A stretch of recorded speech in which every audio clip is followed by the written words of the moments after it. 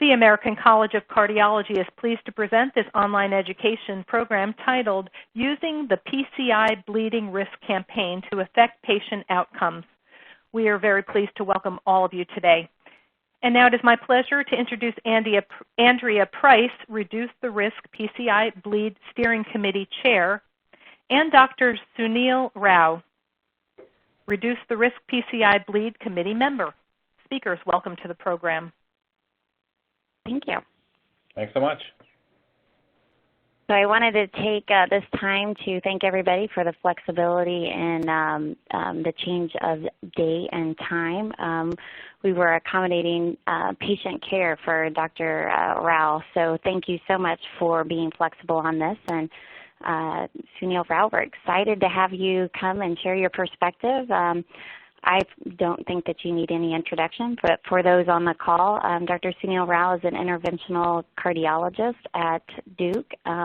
He has been active in a number of reduce bleeding efforts, both in the research as well as on the steering committee. And I am so thankful for you to spend your Friday afternoon with us, and I know that a number of participants will be excited to hear your perspective.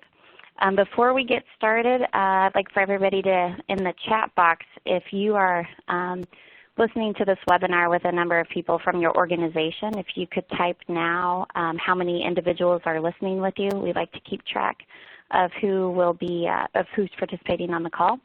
So if you're sitting there with two of your colleagues, just type in the number 3 into the chat box now, and we'll compile those later. And we'll have another reminder at the end of the call as well. So, Dr. Rao, excited to hear what you have to say. Great.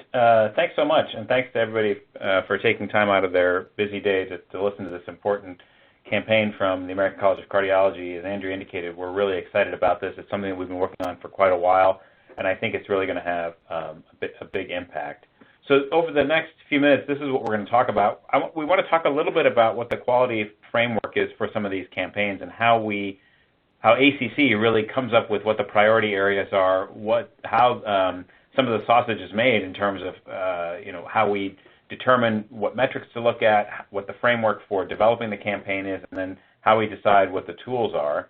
And then we'll talk about the actual campaign itself, which is Reduce the Risk PCI Bleeding, and the goals of this campaign.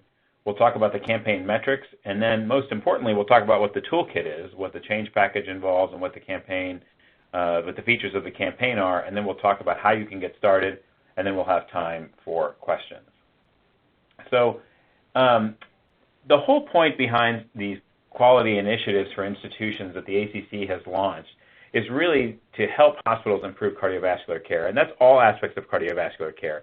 Here, of course, we're talking about PCI, and we're talking about PCI-related complications, but this is just one quality campaign. There have been many others, and there will be others to try and improve the overall care of patients with cardiovascular disease. The advantage that the ACC provides to hospitals, particularly for those who are participating in the NCDR, is that many of these metrics are being captured. So you will know whether your hospital is a leader or a laggard with respect to many of these performance measures. And if you are perhaps not performing at the level that you would like, these campaigns are ideally suited to your goals. Obviously, the background of this is to improve the quality and the value of cardiovascular care and outcomes, and the way we do that is by leveraging evidence-based practices. So the background is data, it's randomized trials, and primarily it's the cardiovascular guidelines that are supported by the American College of Cardiology that form the foundation of many of these quality campaigns. So the campaigns generally consist of 4 parts. So first, there's a quality need that's identified, and then there's a change package that is developed. Now, the need is defined by evidence reviews, by assessment of the registry data, and then the change package involves toolkits that are designed around education and feedback. So feedback is really important. It's important for us to be able to measure where you are and then where you get to once you implement this change package. The other important aspect of this, or the second big circle in this Venn diagram, is to create what's called a learning network. And what we want is for not just people to learn from the evidence that the ACC has and provides to the sites, but also for the sites to learn from each other how they've been able to impact some of these outcomes and how they've been able to use the quality campaign to their advantage. So there's an email listserv, there's a QI website, which is also where you sign up for the campaign. We will be highlighting much of this at national conferences, particularly the NCDR Quality Conference, for example. And then there's plenty of opportunity for all of us to get together and, again, provide an environment for us to try and share best practices. We do want to recognize sites that have done a good job. So those that have adopted the campaigns and have actually shown an outcome difference need to be recognized, because it's not easy, and it certainly requires a lot of intense commitment and work. And then, of course, all of this, it requires evaluation, not only of the sites, but in this context, what we're talking about is evaluation of the campaign itself. How far-reaching was it? Did we really make an impact in a broad number of sites? And is this something that can be adopted more widely? And did we actually meet the goals that we wanted to meet? I think the ACC has learned by doing many of these campaigns is that these campaigns, in order to be successful, have to have some influence. In other words, there has to be some impact that occurs that's measurable. It has to involve a credible problem that's measurable. It has to be relatively simple, because everyone is busy. There has to be a way to implement these changes in a straightforward way that doesn't require a tremendous amount of effort or resources. It has to be strategically aligned with all of you, those of you who are participating in the registry. And you're getting these feedback reports on a quarterly basis from the ACC CAF PCI registry, and you're able to see your own outcomes. And what we want to do is help you improve those outcomes by offering practical implementation tools.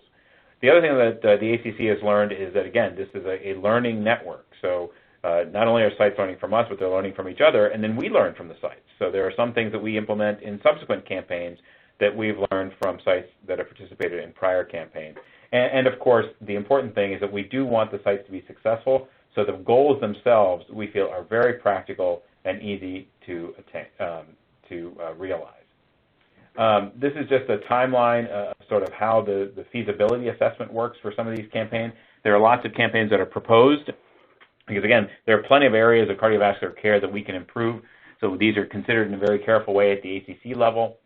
Is there a need to improve this particular outcome, for example, and that's something that would meet the definition of a performance measure? Does it fit with the strategic alignment of the American College of Cardiology? And then you can see the other pathways here, or the other milestones along the pathway: measurable outcomes, evidence-based implementation strategy, identifying champions who will help to pilot this program and sort of be cheerleaders for it. And then, of course, there is funding that is required for many of these campaigns in order to implement them effectively. So I'm going to take you now through, this is all the work that ACC has done. It's really important to recognize the amount of work from the ACC staff that has gone into this. This is the feasibility assessment for this particular campaign. And there's a lot of, you can see there's a lot of dimensions on this particular slide. I mean, it's a really intensive process that takes time. We have to define the primary purpose, make sure that it's aligned with the strategic plan of the ACC and the mission, and then look at evidence that shows that we need to improve. So in this particular case, for example, the rate of post-PCI bleeding, for example. And this is based on published evidence showing that the median PCI risk-adjusted bleeding rate was 5.1%, so 1 in 20 patients. 70% of hospital variability was due to unexplained causes, which indicates that there is something happening at the ground level that we need to be able to assess and improve. So, for example, the quality of post-procedure femoral hemostasis. We don't capture that in NCDR, but we know that there are best practices, and what we did as part of this campaign and from the steering committee is actually collect all of the protocols that people had at their own hospitals to figure out what's common across these protocols and figure out what's working well across all of the sites so that we can use that as part of the toolkit. There are certainly drivers for these changes, and that's in the middle column here to the left. A lot of this now, as you all know, is that quality has become a part of the focus of payers, and so that's partly why we wanted to implement this campaign, is to facilitate sites meeting these metrics for the bean counters that are counting these beans. So once that all was done, a draft mission statement or QI aim statement was drafted, and that is, you can read right there. It's to improve PCI bleeding rates for hospitals participating in the ACTION and cath PCI registries by motivating widespread adoption of evidence-based practices to improve the quality of care. And at the end of the day, this is really what all this is about, and it's probably the best summary statement I can come up with, which is this particular aim statement. So then we had to decide on what the outcome measures are. So many of you may be thinking, well, it's pretty obvious, right? We want the bleeding rate, but we want to also figure out, what's the best way to measure that bleeding rate given the definition that we have in the registry. Are sites routinely getting markers or data elements that go into measuring the bleeding risk or the bleeding rate? So, for example, if no one is getting, or if there are certain sites that are not measuring post-procedure hemoglobins or are not examining the vascular access site, there may be a fair amount of bleeds that are getting missed. And one would argue that part of best practices post-PCI before a patient goes home would be to, in fact, examine the vascular access site to make sure that it's stable. And the good news in this particular arena is that we have plenty of evidence-based practices to reduce bleeding risk. There are pharmacological strategies, there are obviously vascular access strategies, and then using those evidence-based practices, we develop the toolkit. Then we have to figure out, what the funding source is. And ACC, through a tremendous amount of work, has been able to secure funding from a variety of different sources to implement this quality campaign. And then we're able to identify experts and champions. In this particular situation, we really do have to thank Amit Amin and Ty Gluckman, who are the part of our team developing this entire toolkit and helping to design the overall program under the fantastic leadership of Andrea Price and the support of Susan Rogers and her staff at the ACC.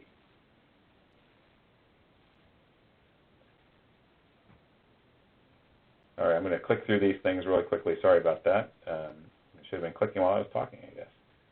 Okay, so let's go on to the next agenda item, which is to talk a little bit about what the bleeding campaign goals specifically are. So here it is in graphical form. We want to motivate widespread adoption of evidence-based practice to improve quality of care. In this particular campaign, our outcome of interest is to improve bleeding rates and decrease the variances in data. Now, there are clearly going to be some variability in practices across sites. Our intention is not to stifle creativity or to stifle variability.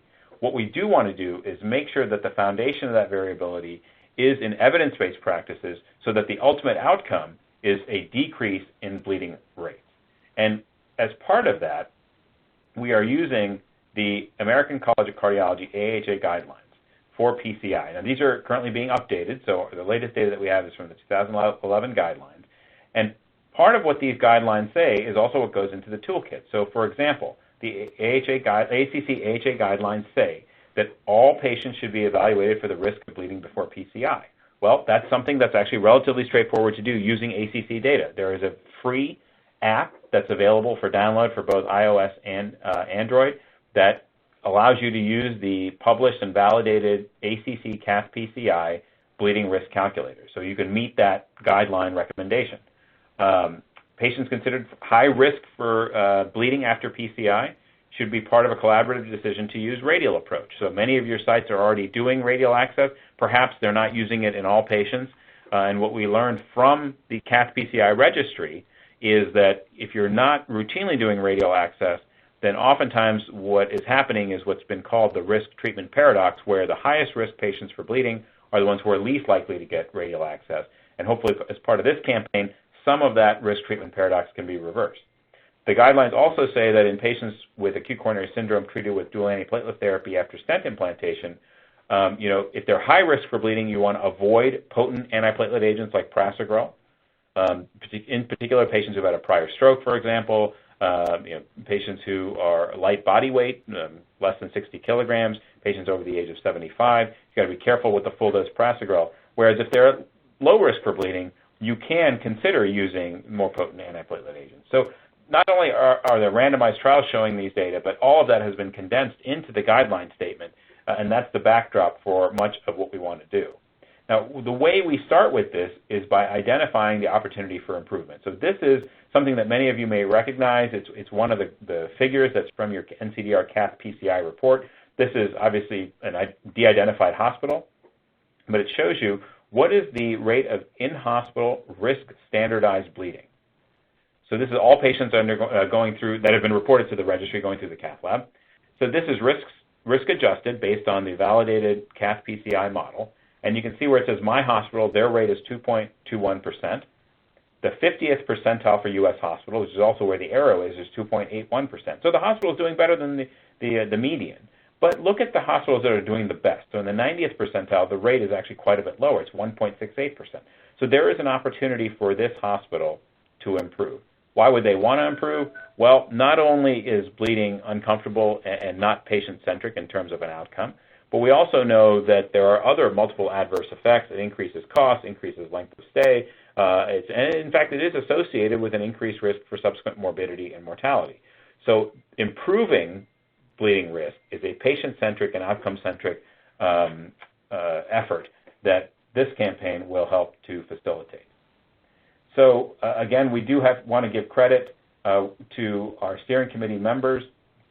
Andrew Price did a great job chairing this and has really been the driving force behind this.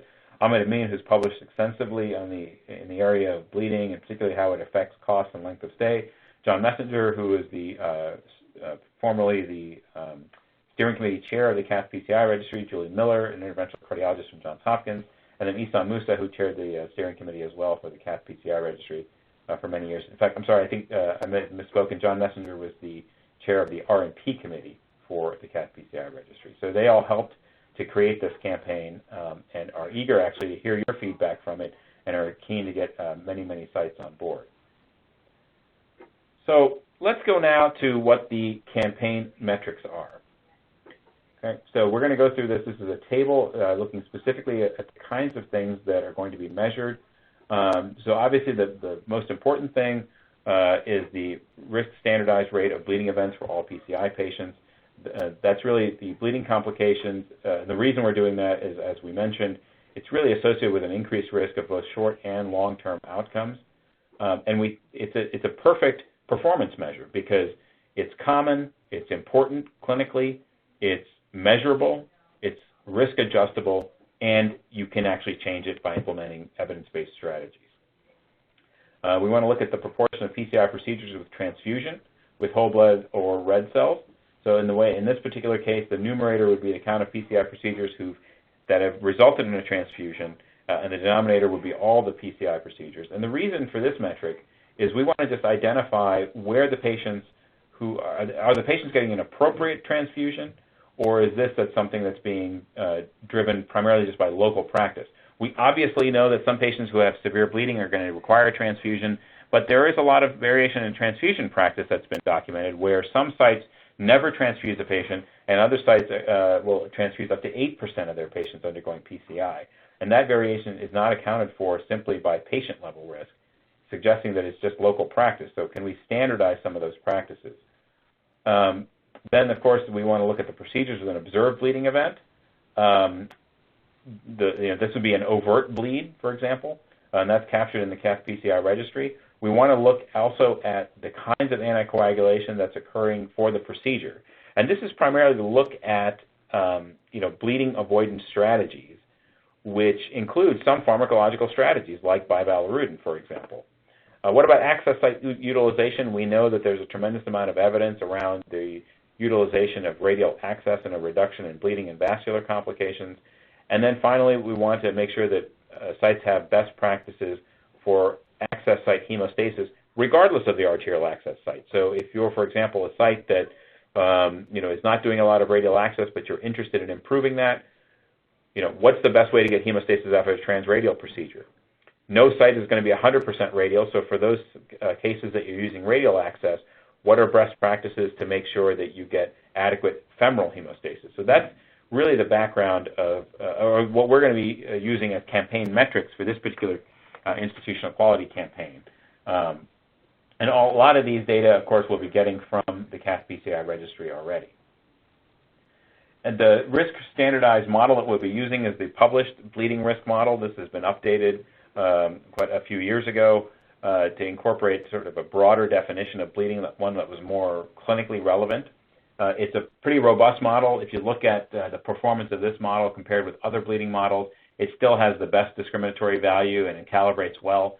There's been a recent publication by Harlan Krumholtz's group that has looked at machine learning.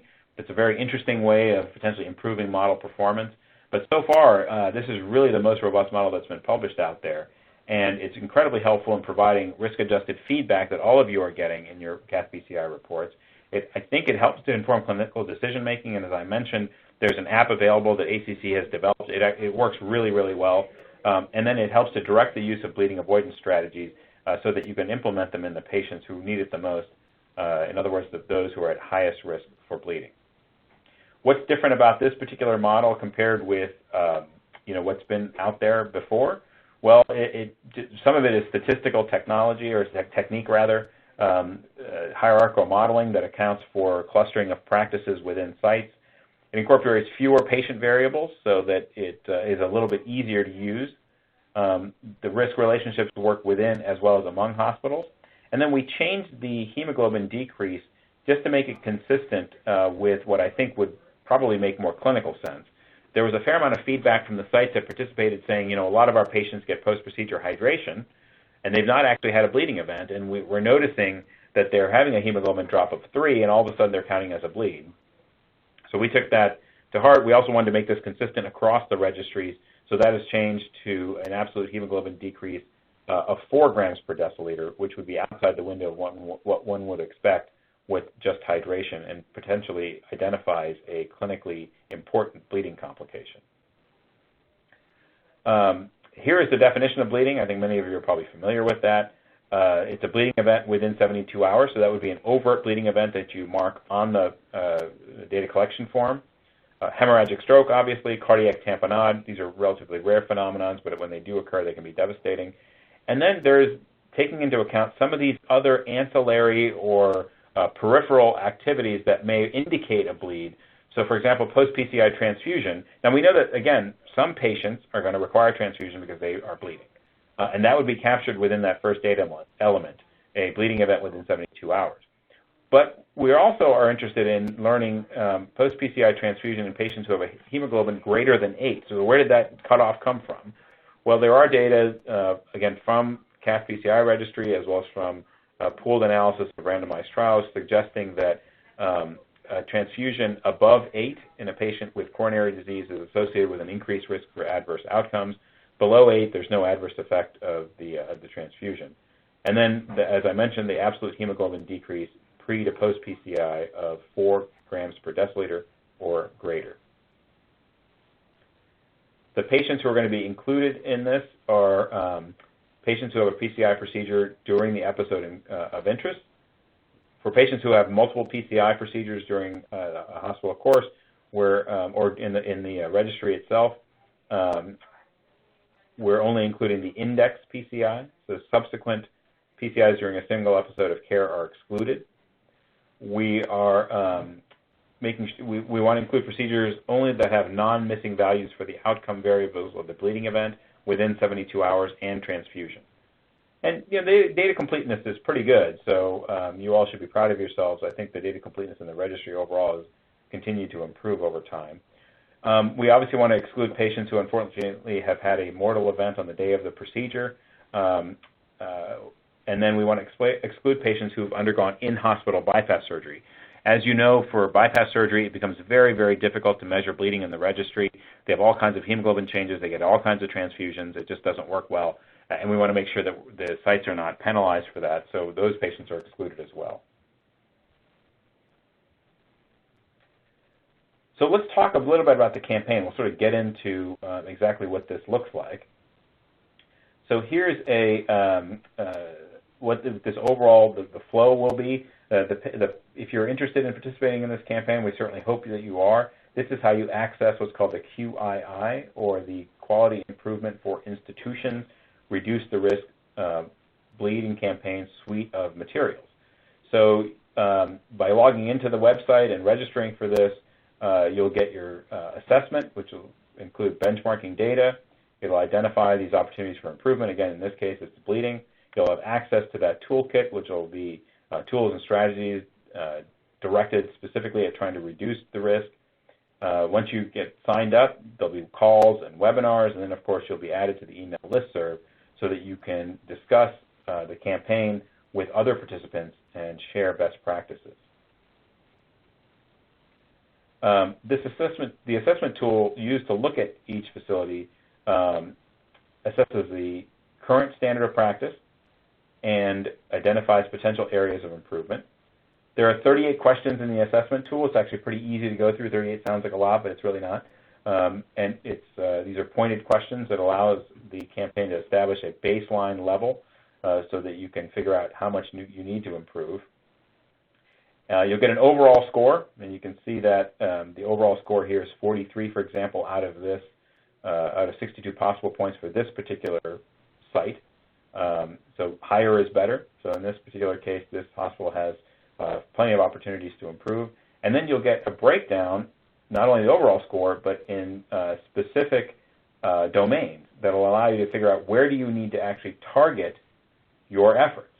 So if you're, so in this particular case, for example, this site really, out of 5 possible points, got 4 for transfusion, whereas they only got 18 out of 29 for the in-hospital risk standardized rate of bleeding. Then they can sort of say, okay, we're doing okay with transfusion. There's a little bit of opportunity to improve there, but where we really need to improve is really on this overall bleeding metric. And we're doing okay with radial access, for example.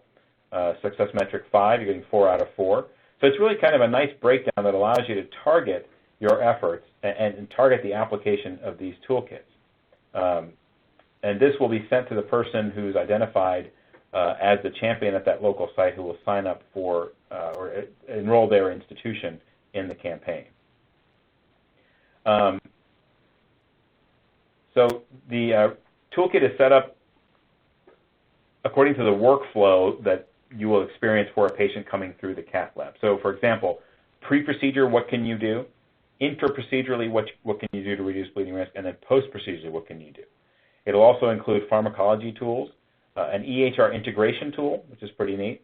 And there are 25 tools and 1 app, and that's the bleeding risk calculator. So, for example, a pre-procedural tool would be the app. So you can assess what the patient's bleeding risk is at baseline before they go into the cath lab.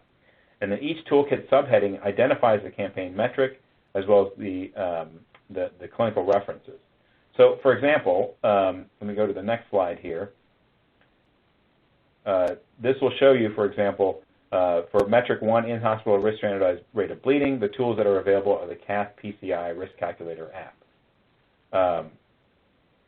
And also the third metric, procedures with an in-hospital bleeding event, that also relates to the cath PCI risk calculator app.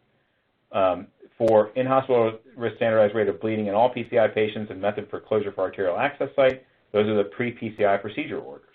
So it'll help you figure out which tool applies to which metric. So when you figure out which metric you need to concentrate on, you can download those tools and specifically utilize these for the campaign.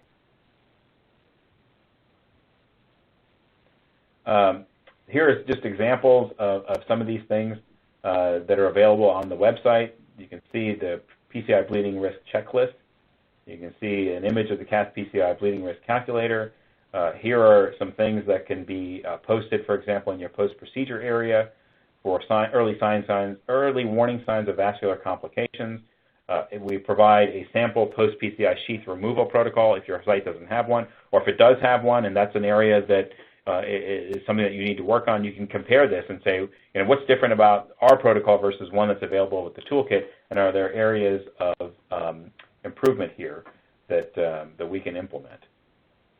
These are all downloadable from the website. They're ready now. I mean, once you sign up, you'll be directed to the website, and you'll have access to all of this information. We also have webinars, 1 webinar every quarter that sites can dial into. They're recorded and archived, so if you miss one, for example, you can just dial in and sort of watch it at your leisure. We had one in September 18, 2018, another one in January 23rd, and of course the third one is today.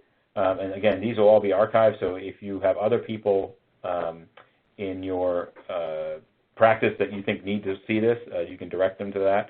We will also have one in November, November 6, 2019, will be another webinar. This is just to show you that, we want this to be a learning community. So it's an opportunity for sites that participate to be part of a network of facilities who are all interested in the same thing. And so as part of the email listserv, you'll have access to these sites. So if you have a question and you say, hey, we implemented this and this is what we noticed, has anyone else noticed this? Or how are people dealing with this particular problem? You can crowdsource that information from all the other facilities that are participating in the campaign. And that actually helps us too, because it helps to inform our campaign and say, are there areas we can make the campaign better? Are there tools that we need to be providing that we're not, so that we can learn from the participating sites as they're implementing the tools on the ground to improve outcomes. You'll also get for those of you who are participating in the campaign, when you go to your CAF PCI registry dashboard page, there will be a link that's available so you can get your own dashboard and you can get your own individual site data. So here's an example of what the dashboard will provide. You can see a variety of different metrics here. You can see that they're categorized by the metric number. So metric 1, PCI, hospital risk standardized rate of bleeding. You can go ahead and look across time, quarter 1 through quarter 2, 3, and 4, all the way to quarter 1 of 2018, and see how your hospital is doing. Is it going up? Is it going down? And if it's, are you improving? Are you actually making an impact? And all these metrics will be pulled from the main CAF PCI quarterly report to create a centralized report of what the outcome and what the metrics are for each individual campaign. Again, in this case, it's the reduce the bleed, so we're looking at all these bleeding metrics, but it's an easy way to look and see how you're doing in terms of as far as you as a site is doing in this particular campaign. Now, the other thing is that you will visualize how you're doing compared with other sites. Now, obviously, we don't identify the other sites. We just provide your data, but you can visualize your data compared with other facilities in the campaign, as well as facilities that are not participating in the campaign. So that's actually kind of an intriguing way of looking at the data. It's a way to benchmark yourself against other sites. So as you know, there are ways to there are plenty of things out there that are measuring what we're doing. The Quality Payment Program, for example, looks specifically at payment for participation in quality improvement. And by participating in this program, you can earn high-weighted credit for this MACRA and MIPS improvement activity. So just by signing up for this campaign, that meets the criteria. And I think that's a huge incentive, and I think it's important to recognize the work that ACC did in order to get this campaign to meet that criterion. I think it's really a terrific way and really, really straightforward way of being able to earn that recognition. So how do you get started with this? Well, I think the best thing to do is to opt in, right? So this is all ready to go. Log into the NCDR, go to your CAF PCI registry homepage, and then start here on the left navigation bar, and then the registry site manager will be required to log in to opt your facility into the program. So once you get onto the website, you can get started and go ahead and start participating in this campaign. This is the website there. You can see cvqualityacc.org, and this is what this will look like. It will give you an overview of exactly what the campaign is about, and you can see Join Reduce the Risk Campaign for PCI Bleed. You just click that button, and then you can sign up. There is an opt-in link, which I'll show you on the next slide. It'll say Start Here on the upper left-hand corner, and that's going to be found on you can find that either on the QII homepage or on the Action Start page.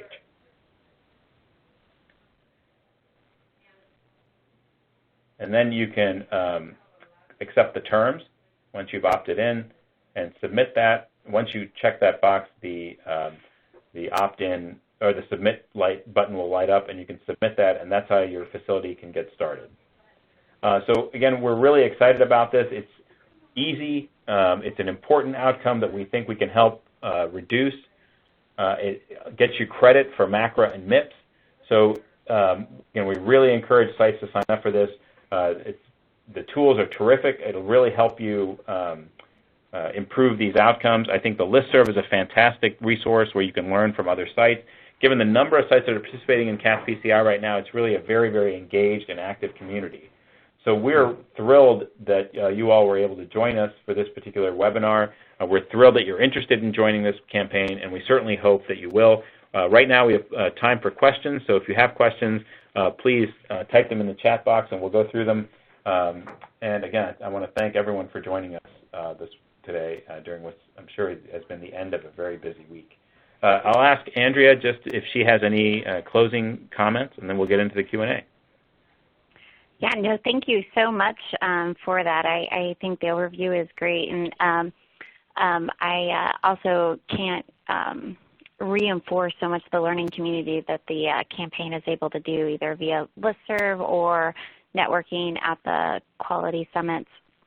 And so I encourage everybody to utilize that. One thing hopefully everybody noticed, received in their inbox this week, was a update to the assessment.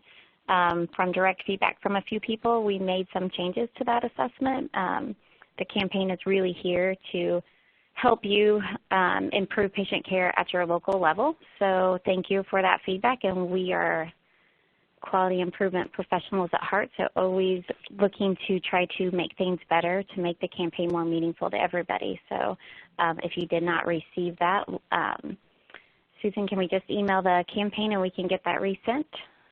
Or it's probably available. You can download it on the dashboard on the website.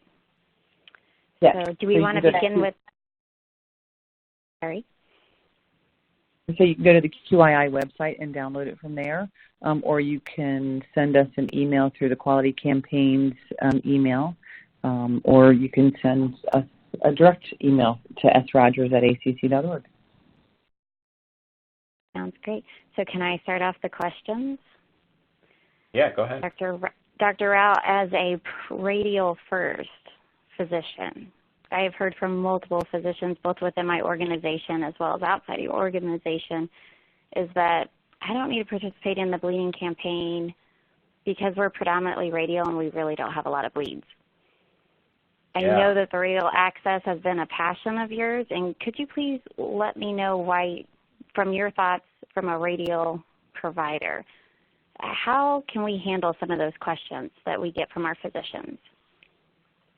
Yeah, so great question. I think this is a common refrain. I'm sure I've been guilty of saying it too as somebody who's a radial enthusiast. And I think one of the advantages of this particular campaign is that it actually does provide data from the institution. So we experienced this at our hospital where we were all pretty convinced, because we were all radial operators, that, or we thought we were all radial operators, that we were not having any, post-PCI bleeding complications. And then when we actually went to look at our CAF PCI quarterly report, we realized that, in fact, we were higher than the national average. And so that, first resulted in a lot of soul searching, and the second it resulted in was trying to figure out why. And it turned out that what was happening here was our cases that were being done via femoral access were not getting appropriate hemostasis. So almost all of our bleeding events were being concentrated in our femoral patients. So that's the kind of information that I think is super important, particularly because all of us, no matter what you do for a living, are really limited by the information that we get in our own little bubble of existence. And so one of the huge advantages of participating in the CAF PCI registry is that you get relatively objective data on the institution. And that's very, very helpful, and I think it reduces the sort of observation bias that we all have. And that's the way we handle it at our institution. Great. Thank you for that. There are a couple of questions here. Maybe we'll do some of this is directed maybe at the ACC staff. It's one of the questions that's come in is, when will these campaign metrics be ready? I think they're ready now. I mean, you can participate in the campaign right now and get all of this information sent to your site. Susan, that's correct, right? Yes, that's correct. I wondered if the reference, and then there's another question a little bit further down that's asking about when it's ready on the dashboard. So I wonder if that, but you're right, the metrics are ready. They've been approved by our steering committee. And in regards to the dashboard, the plan is to have the dashboard published by the end of the year. Okay, great. Great. So that'll be really helpful. For those of you who may have missed that, the dashboards will be ready by the end of the calendar year. Here's a great question. There are often bleeding events associated with secondary access sites, so Impella sites, for example. Obviously, you can't put an Impella in by a radial access. That's going to be femoral, rather than metric-associated access site used for PCI. Are there any plans to analyze bleeding complications associated with such secondary sites? So terrific question. So this is a little bit of a long-winded answer, but so this has been something that's been seriously considered at several levels within the registry because we know that the use of mechanical support is increasing. My understanding of the bleeding metric in the CAS PCI registry is that it does not exclude those patients who got mechanical support. It's part of the model. So these patients who are getting Impella, getting a balloon pump are all included in the metric. They're not being excluded. There was some discussion around excluding them, and I sort of am not sure exactly where that discussion stands. So as far as analyzing bleeding complications associated with that, there are several analyses that are actually ongoing now. My sense is that they will probably be available in the spring, specifically looking at patients who have undergone so-called high-risk PCI with mechanical support to measure both their ischemic outcomes as well as their bleeding outcomes. So stay tuned for what those data will show.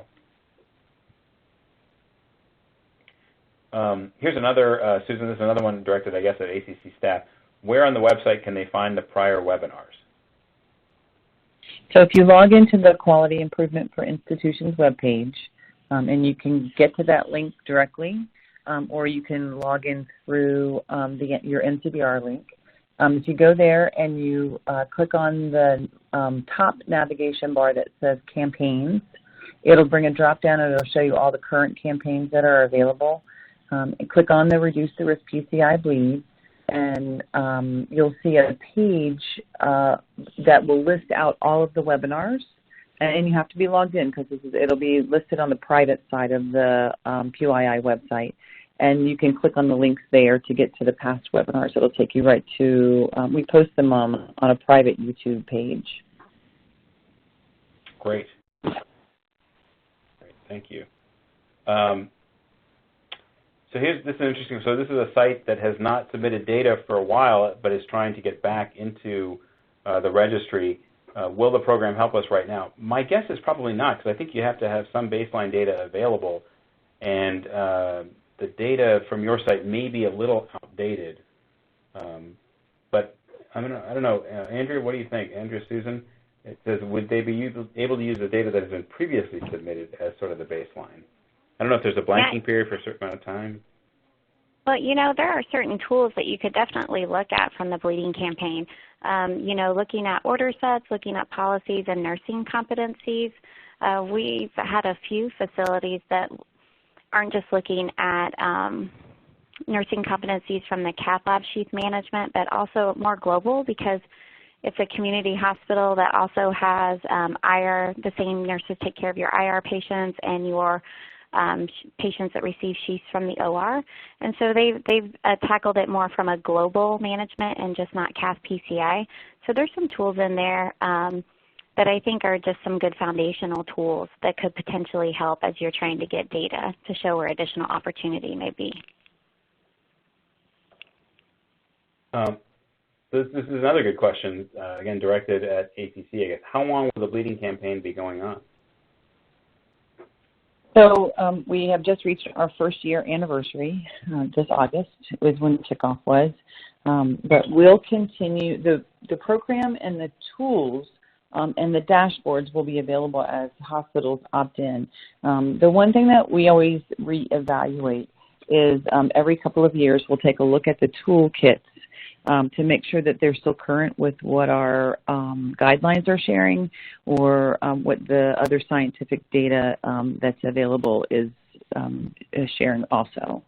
So they're not ever ending, but they will typically go on for about 3 or 4 years. Right.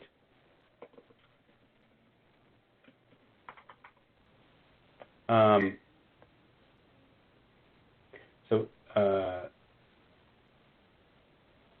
see here. I have another question for you. Yeah. So in conversations with our with some physicians, there is whenever you've done all you can and you've got radial and a lot of your bleeds are not really access site related, what are some thoughts as far as how you may try to tackle GI bleeds or GU bleeds that historically proceduralists think may kind of be outside of their management scope? Any recommendations on how we could tackle some of those conversations back at our facilities? Yeah, so that's a great question. And I think what we know from the data is that depending on the patient's presenting syndrome, those non-access site bleeds can be anywhere from 25 to almost 50% of the bleeding events that occur. And it's very rare to see them in the cath lab. So I think one thing I think it's important for us to underscore is that this bleeding campaign, while we're focused on CAS PCI and the Action Registry, really does, it should extend, sort of beyond the cath lab procedure room. So I would say that, these GI bleeds, this is a great area where the pre-procedural risk assessment is important. Patients who've had a history of GI bleeding or may be at risk for that are patients who need to be identified early so that you can have mitigation strategies around that GI bleeding risk. That can include anything from making sure they're on adequate proton pump inhibition to maybe even all the way to a GI consult before they even undergo the procedure. And then post-procedure, I think where the toolkit really helps you is around post-procedure pharmacological management. So, if you're a site, for example, that's using a lot of 2B3 inhibitors post-procedure, it may be time to reevaluate that practice because it's really not recommended by the guidelines anymore. And we know that they increase bleeding risk. So I think that's really where the campaign is very helpful, is that it certainly has data and a toolkit around access site management, but I think it's also really good information around how to reduce non-access site bleeding. Thank you. Here's a question. We're a low-volume hospital, mostly do radial unless emergent or not possible. Currently, the data do not look like we have a problem. Is this something that would be valuable to opt in? So this, I think, goes back to, and I'd love to hear your thoughts on this, Andrew. I think it goes back to the first question. First of all, congratulations to the site for doing radial. I think it's really important. But I do think that there are aspects of this toolkit that are really, really helpful. And again, this will help your hospital meet the criteria for these macro requirements and MIPS requirements. So there's a plus side of that. And then there's a plus side of the fact that there are protocols and toolkit and part of the toolkit that's available that you can compare and contrast your own with. So for those particular femoral cases, you can just sort of get a baseline of how you're doing with respect to what the guidelines say.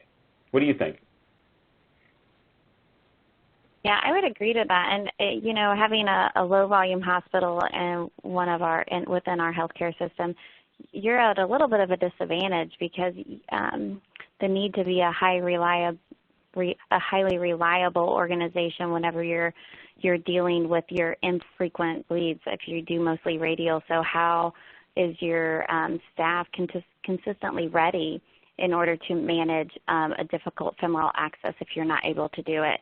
And so I think some of the tools really help create and support the framework that high reliable organizations need to adopt. So I would agree with low volume hospitals. Unfortunately, whenever you have one adverse event, it will really impact your numbers quite a bit. So, but congratulations on having a low bleeding rate right now. I think that's great. Yeah, I think your point about the proportionality, when you have a low volume center, it really only takes a couple of cases to really make those percentages look pretty dramatic. So that's a great point. In fact, it may be more important for these lower volumes, if you're a lower volume site, to participate in this.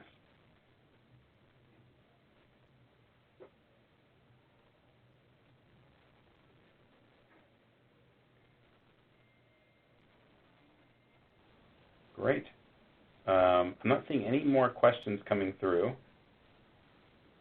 So, Dr. Rao, as a champion of this, what type of recommendations, both for a facility-level physician champion as well as, your registry data team that's supporting the physician champion for the bleeding campaign, are there any words of wisdom that you would share with them as they're going participating in this campaign and looking at ways to reduce their bleeding? Yeah, so I think whenever you're a champion for anything, I think it helps to be passionate about it. It also helps to have thick skin, and I think it helps to have rationale that's grounded in evidence, ready, so that because you're going to meet resistance, you're going to meet people who are skeptical of the fact that there is even a problem. So you have to be armed with the data to show that yes, this is a problem, and yes, we have strategies to mitigate it. And that's, I think, the toolkit is great for that. Once you sign up, I mean, you'll have that institutional data. So it's going to be very difficult for people to argue that it's not important or doesn't apply to them, because if they're working at that institution, you have institutional level data. That's their data. So they're responsible for what those numbers are. And then, I think the great thing about this campaign is that we're not leaving these champions out there on their own. Not only is there the toolkit that allows them to actually affect change, but there is this learning community. So they can interact with other champions and figure out strategies that worked or didn't work and apply that at their own institution. But it's not easy. I mean, I think we've all been agents of change for one thing or another, and it takes a lot of persistence. And it's really helpful, I think, to have the ACC behind you on a lot of this stuff. Just another question about when the dashboard will be available. That'll be available at the end of the year. You'll be able to see it on your sites.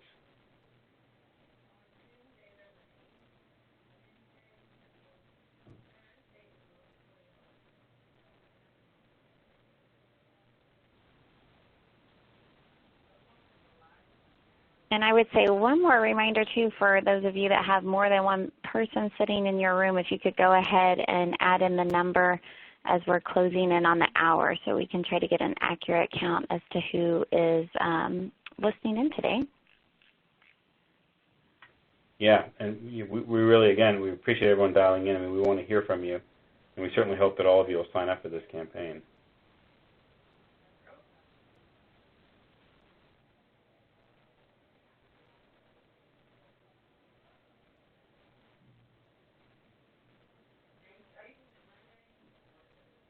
Great. Any final comments, Andrea?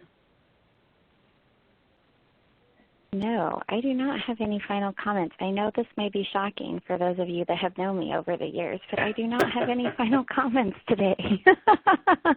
Must be getting me on a Friday afternoon. So, we have another question. Yeah. Does the toolkit include any tracking on hematomas for radial access? I do believe we have a tool, don't we? We do. That may have come from your shop. Yeah, that's right. It's based on some of the work that's come out of Canada, the EASY trial hematoma scale, and how you measure those hematomas and exactly what steps you take. So there's a different grading system, 1, 2, 3, 4, and 5, I think. And then, if you're noticing a grade 1 hematoma, what do you do? If you're grade 2, what do you do? So it's actually very, very nicely outlined in there to make sure that, what we say in the radial world is that compartment syndrome should be a never event, and almost always that's with early recognition. And we hope that this toolkit includes stuff that allow you to recognize these forearm hematomas early so that you can jump on them and make sure they don't get out of control. Yeah, and I know that toolkit was adopted by some of our CNSs from a nursing education to be included with their onboarding and their resources that they have on the units. Especially, June and July is the time whenever you have a lot of new nurses entering the workforce for the first time. So I think onboarding is so critical to make sure that we can retain some of our talented clinicians, both on the physician and advanced provider side, but also on our frontline staff and in the cath labs and on our nursing units. So onboarding and continued education, I think, is really, really important, and the campaign offers a number of different tools that can help assist facilities with that without a lot of heavy work on your educators and that type of thing, trying to investigate what is evidence-based, what is best practice. The point of the campaign was to pull a lot of that together. And Susan, do you mind just mentioning one more time where they can access the recording of this webinar?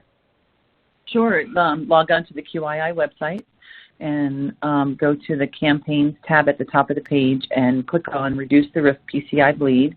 Once you've logged in, you'll be on the private side, and the webinars will be listed out, and there'll be a link to each of the webinars that'll take you to a YouTube page. Perfect. Great. All right, any final questions, or Dr. Rao, any final thoughts on your end, or Susan? No, I just want to thank the sites again. I want to thank ACC for allowing me to be part of this campaign. It's very, very exciting. Thank you very much, and thank you both for hosting. And with that, we must oh, go ahead. I was going to say we have one final question, and I think we might be able to answer it in the final 4 minutes, if that's okay. Sure. Susan, I believe this is for you. When we complete our facility assessment, do you wish for us to send that back into the program? No, that's for your facility to work from. If you do need help interpreting or direction in potential tools that would be applicable to the needs for your hospital, we're happy to walk you through some of those tools that we have found to be helpful in different areas. And I'm going to do a plug if there's anybody from my facility. They're going to just chuckle.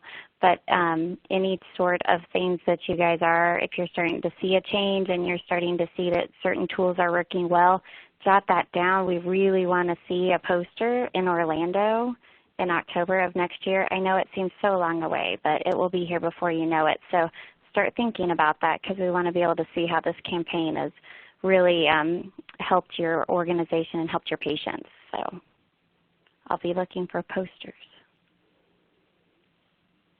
And with that, is it a happy Friday for everybody? Yes. Yep. Wonderful. Thanks. Well, thank you again, Dr. Rao. Appreciate your time today. Thank you. And with that, we will conclude today's seminar. A special thank you to our presenters and to our participants for joining us today. Today's program is copyright 2019 by the American College of Cardiology with all rights reserved. And this concludes today's program. Have a great day. You may now disconnect.